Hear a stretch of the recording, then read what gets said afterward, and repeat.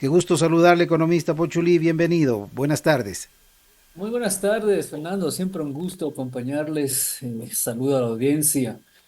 El efecto inmediato o casi inmediato sería inflacionario, ¿no? Si no es por especulación, es por un verdadero alza de los costos en todos los productos, ¿ah? Entonces, eso es el efecto, ¿no? Por eso, si le pregunta el común de los mortales, sabe que todo va a subir, no 3%, sino en una proporción a eso. Sin embargo, el costo de la vida va a subir claramente, ¿no? Y de ahí la pregunta es por qué es, si es que revisamos los acuerdos con el FMI, lo único que no cumplimos la última vez fue dos cosas, ¿no? Cumplimos todo con el último acuerdo del FMI para que nos den otro préstamo. Está implicado que hay que cumplir lo que no se cumplió, que es subir el IVA a este 15% y eliminar de alguna manera sus subsidios a los combustibles.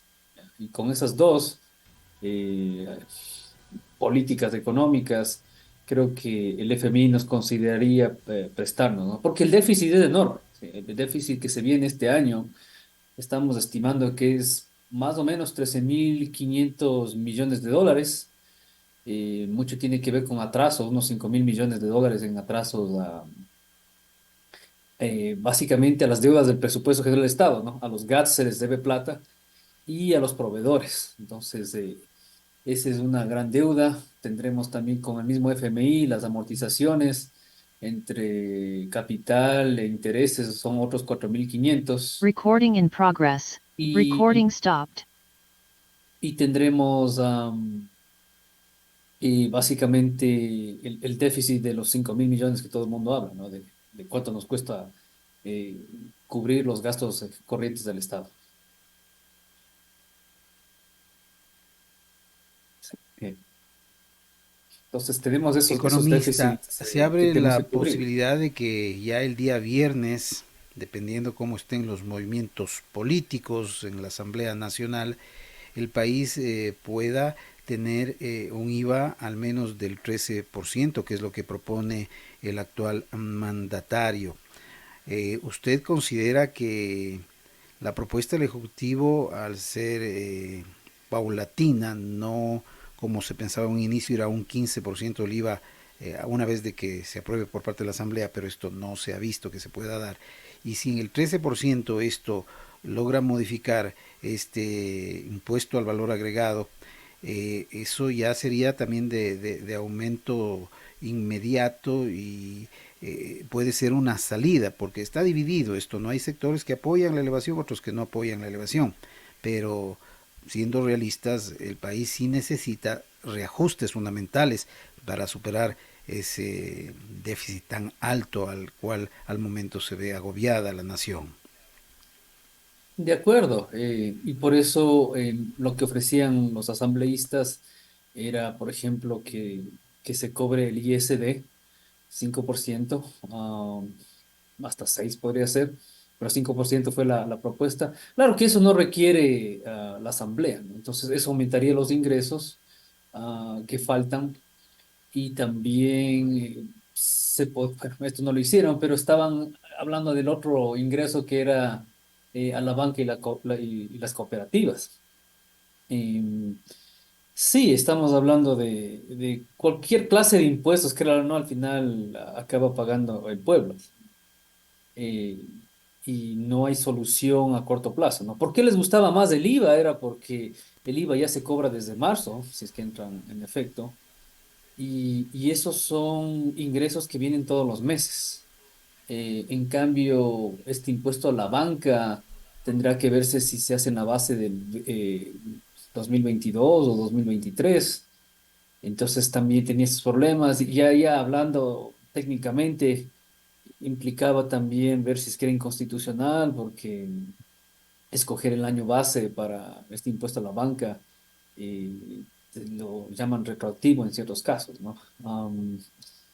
Pero esa es la idea, ¿no? De que, ¿por qué queremos que suba el IVA? es porque los ingresos son mensuales, ¿no?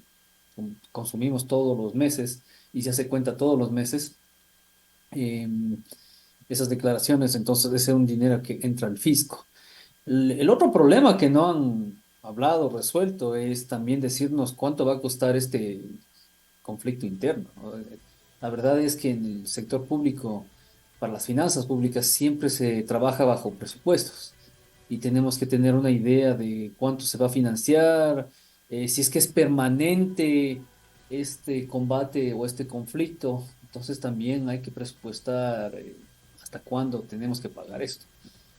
Por eso siempre era un poco reacio hablar de aumentar, ¿no? Y ahí vienen los malos argumentos que escuchamos, ¿no? De que subir el 3% en el IVA va a reducir de alguna manera a los vacunadores, la extorsión. Eso tampoco es verdad, es un problema operativo de inteligencia.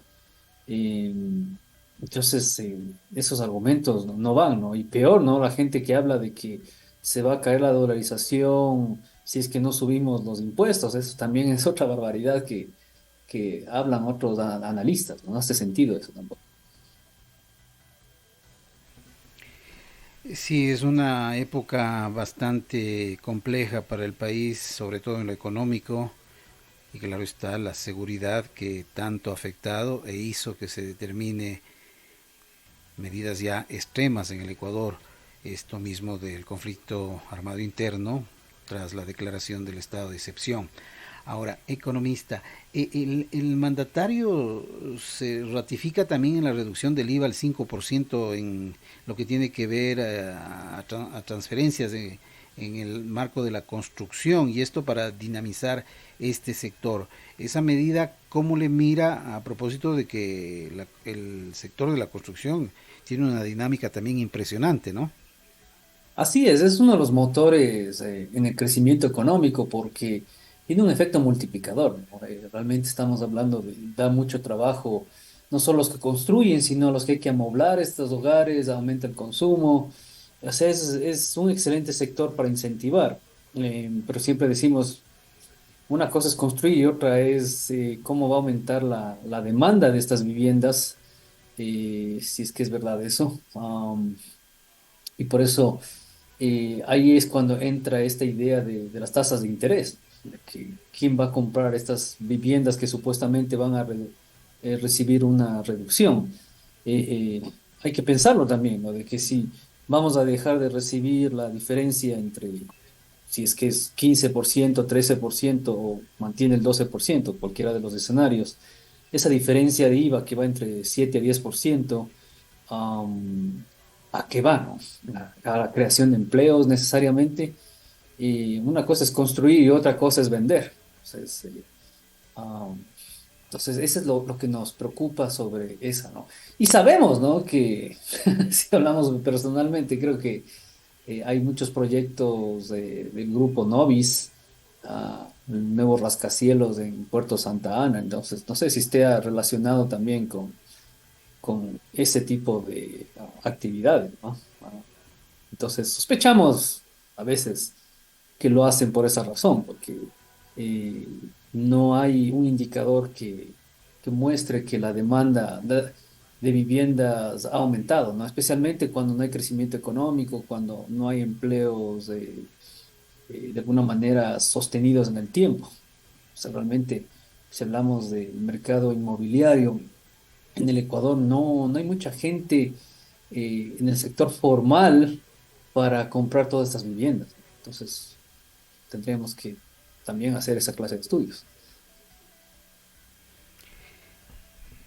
Lo importante es que se piense en todo el país y no en ciertos sectores para favorecer y esperemos que eso se vaya cambiando en nuestra nación porque al parecer el gobierno que llega también tiene por ahí sus aspiraciones no en favor de la gran mayoría sino también por ahí tiene sus deferencias a ciertas actividades. Ahora, economista Pochuli, la banca también, claro, el presidente, el impuesto que grava a las utilidades de la banca, él no ha objetado, La banca por ahí, Asobanca anunciaba este día de que podría presentar también una demanda de inconstitucionalidad. Esto puede complicar, por ejemplo, que la banca otorgue créditos como lo viene haciendo, si bien el aseguramiento es de extremo cuando dan créditos la banca a los ciudadanos, pero esto puede complicar esa posibilidad de reducir el crédito en el Ecuador. Creíamos que no, porque la banca, si es que ve los números que tienen, tienen grandes utilidades y generalmente esto viene también de aumentar el crédito en consumo, ¿no? Vemos que a par, creo que uno de los más grandes ingresos que tienen es crédito a consumo frente a crédito productivo o otros tipos de créditos productivos. Entonces, diríamos que no, porque no hace sentido. Pero en parte sí tienen razón. La banca es que es discriminatorio solo a un sector. Ah, ahí hablamos del concepto de que tiene que ser igual para todos la contribución. Y ahí es cuando se habla más bien de este concepto de utilidades extraordinarias. Son los que tienen utilidades extraordinarias, no importa quién sea, debería contribuir un poco más.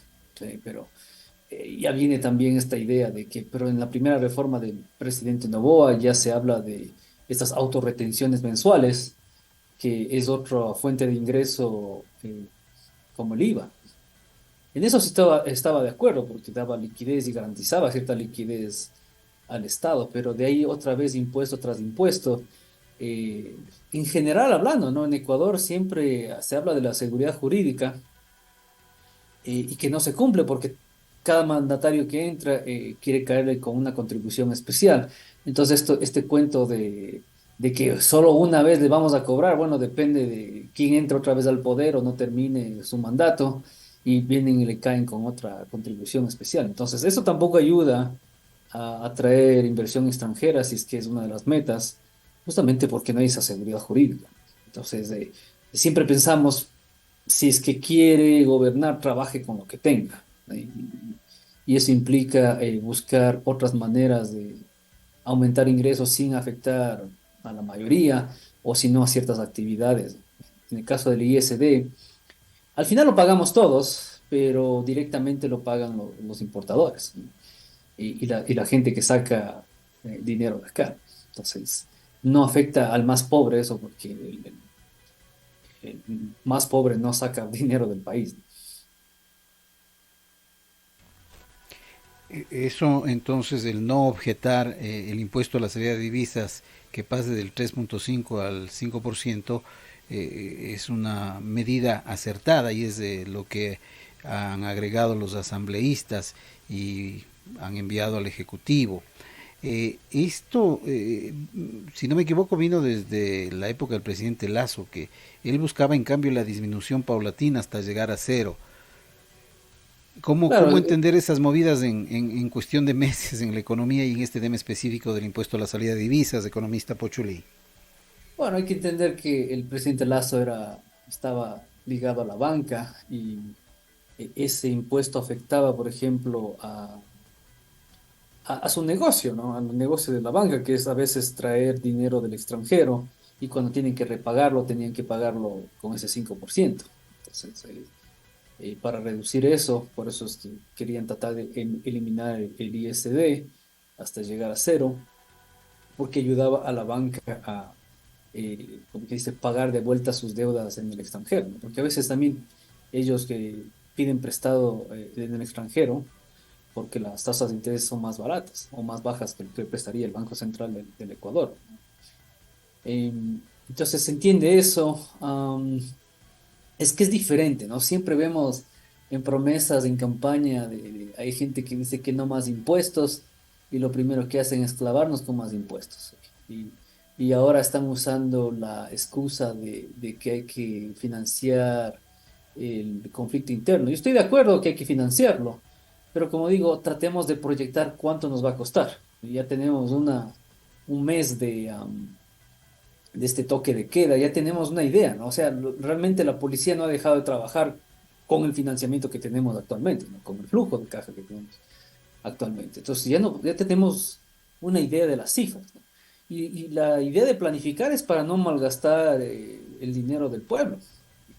La idea es en qué van a invertir, ¿no? Si es que necesitan este bloque de seguridad, ¿qué es lo que necesitan ellos, ¿sí? Ahora mismo? ¿Y qué se les puede dar, ¿no? Si son los chalecos, son las armas, si son los autos armados, si son equipos de comunicación más sofisticadas. Pero todo esto tiene que usted facturar de alguna manera o proformar para que el pueblo diga, estoy de acuerdo en que se gaste en eso, pero eso tampoco lo tenemos. Entonces, ahí es cuando mezclamos y cruzamos las cosas y decimos, mire, y al final va a ser como siempre, nos suben la plata y acaba en gasto corriente. Entonces, este es el cuento de nunca acabar, ¿no? Aunque suba a 20% el IVA, nunca va a alcanzar tampoco. Estamos conversando esta tarde aquí en 90 minutos de la nueva RCN con el economista Pochu Lee, analista económico y catedrático universitario, y con él vamos de la mano entendiendo qué es lo que está pasando acá en nuestra nación a propósito del veto parcial del Ejecutivo, el pedir un IVA del 13% y paulatino hasta el 15%. Paralelo a esto, economista Pochuli, hoy la Asamblea Nacional también ha aprobado un tema importante, según se lo señala, y que hace referencia al Tratado de Libre Comercio con China. Esto, asimismo, hay gente que apoya y también hay detractores. Pero ¿cuál es la realidad una vez de que se ha hecho esta aprobación del Tratado de Libre Comercio con China que ya deberá ejecutarse? En general, si es que hablamos, la balanza comercial con Ecuador y China ha sido positiva estos 2 últimos años, que era raro porque el que causaba más déficit en la balanza comercial era China. Y esto implica que las exportaciones chinas, perdón, de Ecuador a China han aumentado. Y, y eso siempre es favorable para el país. Realmente, si quiere hablar de nuestros productos, tenemos creo que el mejor camarón del mundo, el banano también a nivel de textura, sabor, color, es mejor que la versión filipina. Si me pregunta, porque yo estuve en China hace unos cuantos años como estudiante y Ujú. cuando comía banano ecuatoriano sí era mucho mejor que el filipino. Entonces yo le puedo garantizar eso, igual que nuestras flores. Todo el mundo conoce que son las que se abren más, ¿no? Y son más coloridas, hacen calidad. Eso creo que no nos ganan en nuestras exportaciones. Y eso es favorable, porque históricamente siempre ha sido que China nos vende más a nosotros que nosotros a ellos. Y estos 2 últimos años han mostrado que ese déficit se ha reducido, más bien tenemos un superávit, porque nuestras exportaciones han aumentado. Y es eh, un mercado enorme, ¿no? Y no solo termina ese TLC. A futuro también conocemos que China es uno de los mayores tenedores de bonos de tesoro de Estados Unidos. Y si queremos pedir cooperación financiera internacional, eh, este tratado nos ayuda también, porque implica tener esos lazos, ¿no? Y acuérdense, en la época del presidente Correa, China nos elevó a un socio estratégico. Entonces hay que aprovechar esas relaciones. La otra es que si es que negábamos esto, eh, a futuro, si es que queremos firmar otro, nos van a decir no nos haga perder el tiempo. Ustedes tuvieron su oportunidad en el 2023, 2024 y no lo aprovecharon. Entonces, en ese caso es positivo. Yo entiendo también que existe esta parte ambientalista, ¿no? De que hay una probabilidad de que nos exporten basura y seamos receptor de eso. Pero eso ya tiene más que ver con un problema operativo. Es que las leyes sí existen, ya sea a nivel mundial o ecuatoriana. Hay legislación que previene o sanciona este tipo de prácticas, ¿no? De enviar basura o material radioactivo al Ecuador. Yo creo que la debilidad nuestra es siempre en la parte ya operativa de y quién revisa que llegó basura o cómo encontramos o cómo localizamos a estos perpetradores, ¿no? De estos crímenes ambientales. Yo creo que la preocupación es más allá, ¿no? Entonces, en eso sí deberíamos cuidarnos, pero no es un problema realmente legislativo. Al menos de lo que yo he leído es que el tratado es sólido en ese sentido, ¿no? De que sí existen todas las normativas para prevenir y sancionar si es que sucede. Ah, pero otra vez, ¿no? Regresamos a que en el Ecuador el problema no son las leyes, sino cómo hacemos aplicar las leyes o cómo las hacemos cumplir. Y eso sería lo, lo controversial de eso, ¿no? Y de ahí si hablamos de que am, hay que pensar que China y Ecuador son un poco economías complementarias. Nosotros seguimos siendo un país primario exportador y China exporta productos industrializados, manufacturados. Entonces, a menos que nosotros tengamos un tipo de transformación productiva, no creo que entremos por el momento en competencia con China en ese intercambio de comercio. Es saludable escuchar entonces que hay esta posibilidad y que puede concretarse situaciones mejores para nuestro país, que es lo que estamos pendientes todos los ecuatorianos. Vamos a ir concluyendo esto, economista Pochulí, siempre agradeciéndole por su deferencia con este programa, con su servidor. Y hay una noticia también reciente que salió hace pocos minutos a propósito de esta banca de inversión Barclays que tiene su peso muy importante, pues considera que el fisco de Ecuador podría recibir hasta 2.362 millones de dólares a propósito de las últimas reformas legales realizadas por el actual gobierno y que se están aprobando en la Asamblea Nacional. Es más, puntualizan que al incrementar a un 15% el impuesto al valor agregado, esto va a dar esa posibilidad y seguridad de que se produzca esos créditos hacia el Ecuador. ¿Qué grado de credibilidad o peso tiene en el mundo de la economía la banca de inversión Barclays? Sí, bueno, al final, si es que acaban ellos prestando, el FMI prestando, ese incremento es plata para ellos. Lo que le importa a estos bancos, especialmente Barclays, es cuánto me puede pagar. Entonces, y los escenarios implican que va a haber esa reforma que quiere el presidente. Ese veto implica que los asambleístas se lavan las manos. Al final, señor presidente, usted aceptó lo que nosotros propusimos. El veto parcial es que usted quiere la elevación del IVA y el impuesto este a la banca va porque va, porque también está implicado que usted no rechazó esto. Y todo eso implica mayor ingreso, o lo que llaman consolidación fiscal, y es positivo para el que le va a prestar el dinero eventualmente. Y estas calificadoras o bancos privados o el propio FMI lo ven con buenos ojos porque esencialmente ese aumento es para pagarle de ellos.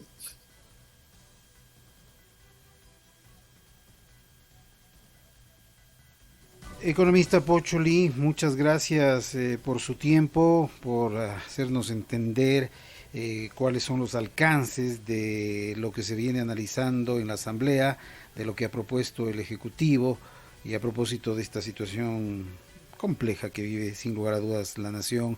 Hay que ser realistas, de por medio está un estado de excepción, está un conflicto armado interno y todo confluye en que se necesitan poner en algo, en orden, las cifras en nuestra nación, así como esperemos también se esté poniendo en orden el tema de la seguridad acá en el Ecuador. Como siempre, gracias, economista Pochulí, siempre un gusto. Un gusto, siempre a las órdenes, Fernando. Un afectuoso saludo a la audiencia. Muchas gracias, economista. Será hasta una próxima oportunidad. Queremos agradecer la presencia en 90 minutos de la nueva RCN al economista Pochulí. Él es analista económico, además catedrático universitario y un conocedor de los aspectos económicos fundamentales de nuestra nación. Son las 18 horas con 29 minutos. Agradecemos la sintonía en diferentes regiones del país de la nueva RCN y por supuesto de su programa estelar 90 minutos que le acompaña todas las tardes y noches con las principales noticias del Ecuador y el mundo y con nuestro plus que es la música. Por ejemplo, agradecemos a esta hora la sintonía en Volkswagen Asa Cumbaya que nos acaban de reportar. Gracias por estar pendientes de este servicio informativo de la nueva RCN. 18 con 30 minutos.